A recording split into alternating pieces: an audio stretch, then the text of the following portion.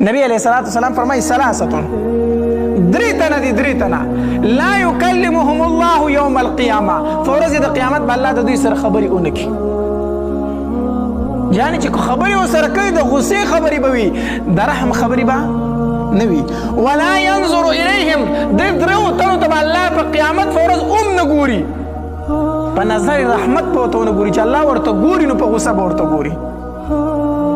ولا یزکیهم دا درې تنه به الله چرته د ګناه نه پاک هم نه کړي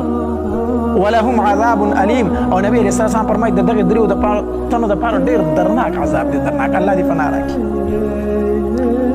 یو نبی علیہ السلام فرمایي وای دا درې تنه چې الله ورته غصه دی خبرې ورسره نه کوي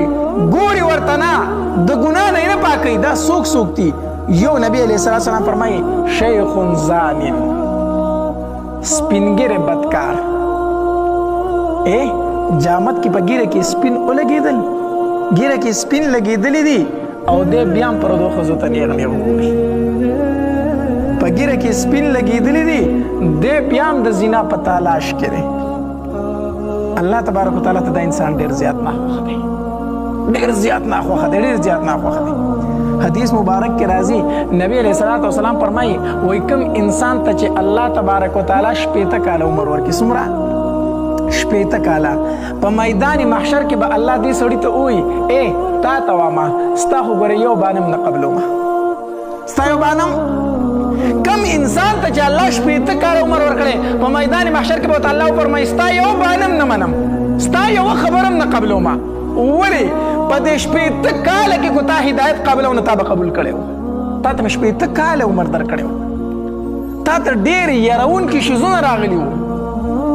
ستا په مخ کې باندې ستا مور مړه شوه ستا پلار مړ شو ستا رور مړ شو ستا بچی مړ شو ستا ګاونډي مړ شو ستا یاران دوستان مړه کېدل او په دې اوږو یې اخیستل او مقبرې ته دې وړه تا بیا هم عبرت نه حاصلو ته به نن ماته څه بانه کوې اخر ته به کوې ماته څه بانه کم انسان ته چې الله 80 کاله عمر ورکړو الله په میدان محشر کې د ده بانې نه قبلوي نو یو شیخ زانین چې ګیره کې سپین لګېدلې دي او بیا هم په ده کې بې حیایي ده دا انسان الله ته ډېر زیات ناخوښه دی ځکه الله تبارک وتعالی فرمایي ای سپین ګیریا ما له خو ستا د دې سپینو ډکو نه څه راځي حیا راځي ما له خو ستا د دې سپینو ډکو نه حیا راځي ځکه حدیث مبارک کې راځي و چې کله سپین ګیری لاس اوچت کړي که نه لاس اوچت کړي او دې دعا غواړي الله تبارک وتعالی فرشتو ته وایي ورکوله چې څه دې غواړي ما له د د سپینو ډکو نه حیا راځي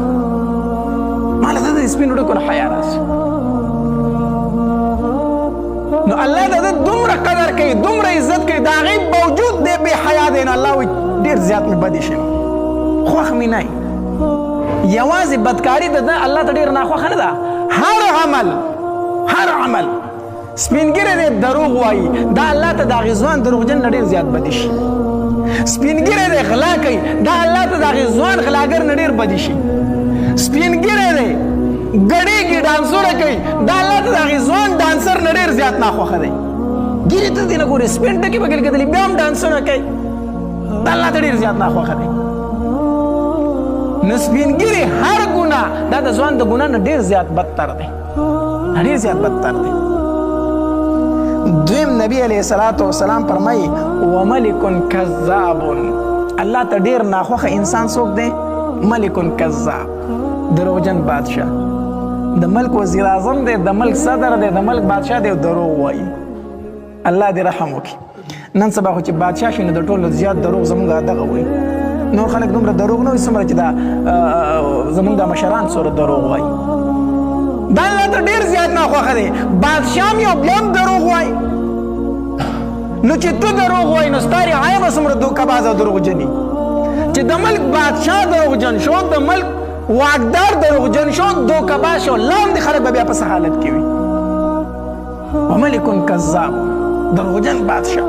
الله ته ډېر ناخوښه دی